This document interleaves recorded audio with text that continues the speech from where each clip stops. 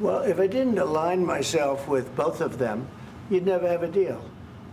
You want me to say really terrible things about Putin and then say, "Hi, Vladimir, how are we doing on the deal?" That doesn't work that way. I'm not aligned with Putin. I'm not aligned with anybody. I'm aligned with the United States of America. And for the good of the world, I'm aligned with the world. And I want to get this thing over with. You see the hatred he's got for Putin. It's very tough for me to make a deal with that kind of hate. He's got tremendous hatred. And I understand that, but I can tell you the other side isn't exactly in love with, him either. So it's not a question of alignment. I'm aligned with the world. I want to get the thing set. I'm aligned with Europe. I want to see if we can get this thing done. You want me to be tough? I could be tougher than any human being you've ever seen. I'd be so tough. But you're never going to get a deal that way. So that's the way it goes. All right, one more question. Hey, I would respond to this. So look, for 4 years in the United States of America, we had a president who stood up at press conferences and talked tough about Vladimir Putin, and then Putin invaded Ukraine and destroyed a significant chunk of the country. The path to peace and the path to prosperity is maybe engaging in diplomacy. We tried the pathway of Joe Biden of thumping our chest and pretending that the President of the United States' words mattered more than the President of the United States' actions. What makes America a good country is America engaging in diplomacy. That's what President Trump is doing. Can I ask you? Sure. Yeah? Yeah. Okay.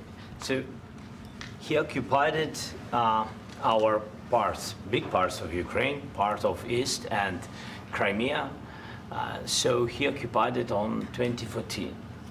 So during a lot of years, so I'm not speaking about just Biden, but those time was Obama, then President Obama, then President Trump, then President Biden, now President Trump, and God bless, now President Trump will stop him. But during 2014, nobody stopped him. He just occupied and took. He killed people. You know what the contact line? 2015.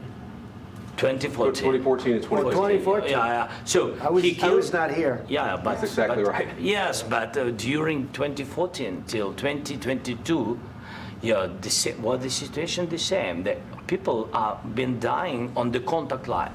Nobody stopped him.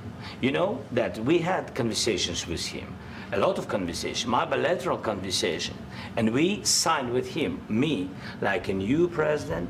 In 2019, I signed with him the deal. I signed with him, Macron and Merkel, we signed ceasefire. Ceasefire. All of them told me that he will never go. We signed with him with gas contract. Gas contract.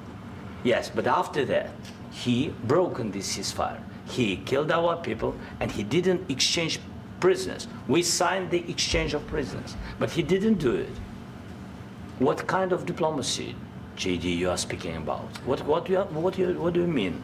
I'm talking about the kind of diplomacy that's going to end the destruction of your country. Yes, but if you Mr. President, with respect, I think it's disrespectful for you to come into the Oval Office and try to litigate this in front of the American media. Right now, you guys are going around and forcing conscripts to the front lines because you have manpower problems. You should be thanking the President for trying to bring an end to this conflict. Have you ever been to Ukraine that you say what problems we have?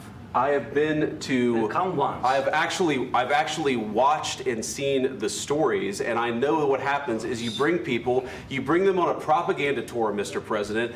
Do you disagree that you've had problems bringing people into your military? And do you think that it's respectful to come to the Oval Office of the United States of America and attack the administration that is trying to prevent the destruction of your country?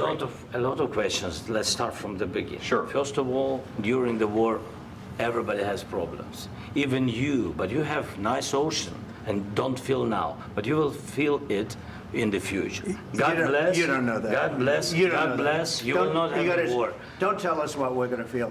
We're trying to solve a problem. Don't tell us what we're going to feel. I'm not telling you. Because you're in no position to dictate that. That's exactly what you're doing. You're in no position to dictate what we're going to feel. We're going to feel very good. You will feel influence. We're going to feel very good and very strong. You will feel influence. You're right now not in a very good position. You've allowed yourself to be in a very bad position, and he happens to be right about it. From the very beginning of the war. You're not in a good position. You don't have the cards right now. With us, you start having Not playing cards. cards. Right now, you I'm don't. very You're playing serious, cards. Mr. President. You're I'm playing very cards. serious. You're I'm gambling the with the president lives in of war. millions of people. You think- You're gambling with World War What you're- III. what you're You're speaking gambling about? with What you're World speaking War about? III.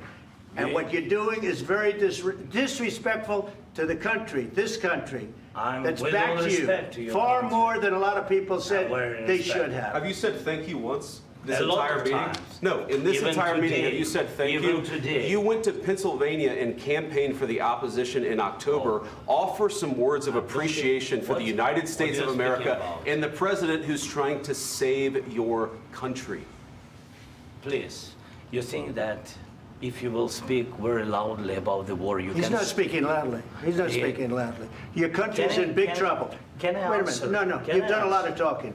Your country is in big trouble. I know. You're not I winning. know. You're not winning this.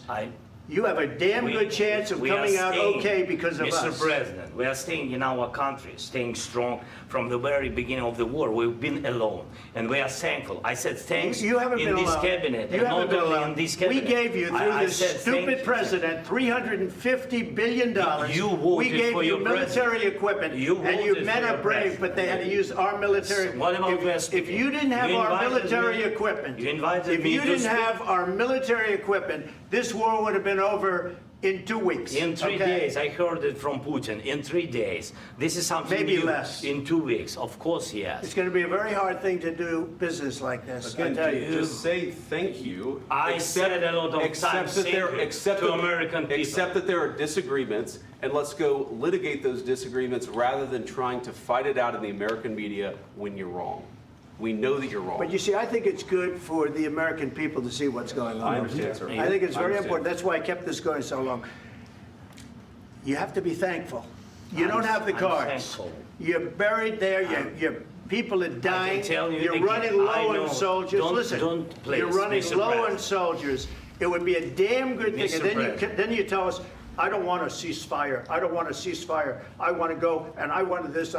Look, if you could get a ceasefire right now, I tell you, you take it so the bullets stop flying and your men stop getting killed. Of course, we want to stop the war. But you're I saying said- you don't want a ceasefire. But I said to you, I want a ceasefire. with guarantees. Because you'll get a ceasefire faster than an agreement. Ask our people about ceasefire, what they think. That wasn't doesn't with matter me. for you what- That what wasn't is- with me. It That was wasn't with with you. a guy named Biden, who was not a smart person. This That is was your, with, this that is was with your Obama. president. It was your president. Excuse me. That was with Obama, who gave you sheets, and I gave you javelins. Yes. I gave you the javelins to take out all those tanks. Obama gave you sheets. In fact, the statement is Obama gave sheets and Trump gave javelins. You got to be more thankful, because let me tell you, you don't have the cards. With us, you have the cards. But without us, you don't have any cards. One more question to Mr. Vice President. I'm sorry. It's going to be a tough deal to make, Um, because the attitudes have to change. what if Russia breaks ceasefire? What if Russia breaks peace talks? What do you do then? I understand that it's a heated conversation right now. What are you but saying? what She's if asking, Russia- what if Russia Putin breaks the ceasefire? What if anything? What if a bomb drops on your head right now? But they have Okay? broken ceasefire What if they broke it? many I don't know. They broke it with Biden, because Biden, they didn't respect him. They didn't respect Obama. They respect me. But what- Let me tell you, Putin went through a hell of a lot with me. He went through a phony witch hunt where they used him and Russia. Russia. You ever hear of that deal? That was a phony Hunter Biden, Joe Biden scam. Hillary Clinton, Shifty Adam Schiff. It was a Democrat scam. And he had to go through that. And he did go through it. We didn't end up in a war. And he went through it. He was accused of all that stuff. He had nothing to do with it. It came out of Hunter Biden's bathroom. It came out of Hunter Biden's bedroom. It was disgusting. And then they said, oh, the laptop from hell was made by Russia. The 51 agents. The whole thing was a scam. And he had to put up with that. He was being accused of all that stuff. All I can say is this. He might have broken deals with Obama and Bush, and he might have broken them with Biden. He did, maybe. Maybe he didn't. I don't know what happened. But he didn't break them with me. He wants to make a deal. I don't know if you can make a deal. The problem is, I've empowered you to be a tough guy. And I don't think you'd be a tough guy without the United States. And your people are very brave. But you're either going to make a deal or we're out. And if we're out, you'll fight it out. I don't think it's going to be pretty, but you'll fight it out. But you don't have the cards. But once we sign that deal, you're in a much better position. But you're not acting at all thankful. And that's not a nice thing. I'll be honest, that's not a nice thing. All right, I think we've seen enough. What do you think? What's huh? this negotiation? This is going to be great television, I will say that. All right. We'll see what we can do about putting it together. Thank you, sir. And I need the back of your chair. We'll see. I don't know.